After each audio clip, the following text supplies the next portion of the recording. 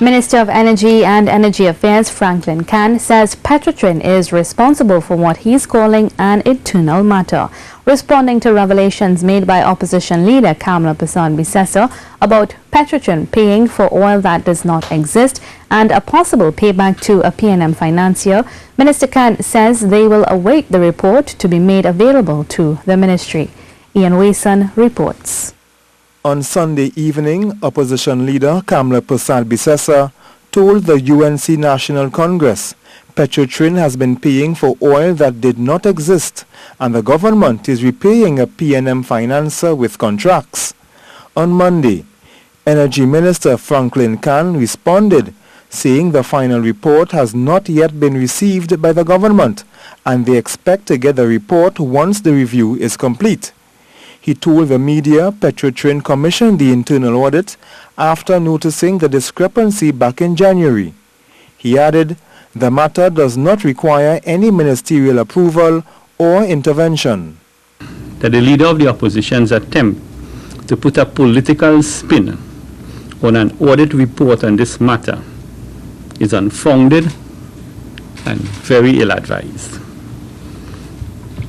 I want to go on record as also stating that the PNM, the Prime Minister, nor the Minister of Energy had absolutely nothing to do with this matter, and it is solely under the remit of Petrotrin's board and management.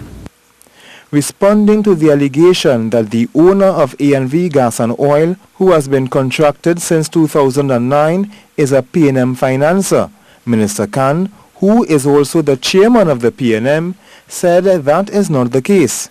He said the PNM raises funds for election campaigns, but he could not say if the owner of A&V was one who did contribute. But sometimes the chairman and all isn't aware of certain contributions, but all I would say is that I am not aware that there is nothing called financiers of the PNM. He said he is concerned about the matter of oil not accounted for. But I await the audit report. I await the official position of Petrotrin as a company, and if whatever action they plan to take, if what the report reveals is accurate.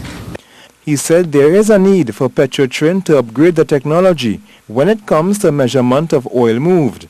They currently use a dipstick method and should move to using meters. Ian Wason, C News. The Board of Directors and the management of state-owned Petrotrin met this morning to discuss the volume of crude oil produced for fiscal 2017. It has confirmed investigations are in progress with reports of inconsistencies in the volumes of crude oil reported from the exploration and production fields and the volumes reported as received at the Point-of-Pear refinery. The company said management will apprise the board on a regular basis on the progress of its activities to resolve this issue and to ensure greater assurance of the company's production volumes.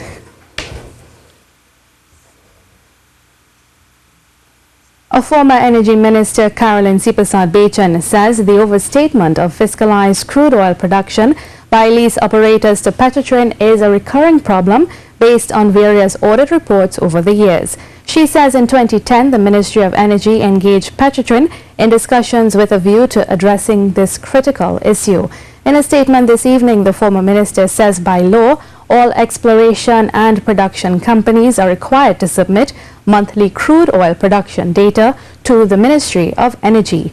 In the recent audit findings as reported in the media are accurate, the Ministry of Energy and the government, by extension, would be misleading the public as to the true levels of indigenous crude oil production and the actual performance of the state-owned company, Petrotrin. She says in its regulatory rule, the Ministry of Energy is required to verify the accuracy of such data. Mrs. Persad-Bissessar believes the recent audit findings are material enough to warrant a special investigation, possibly a forensic investigation to ascertain those culpable of either gross negligence or fraud.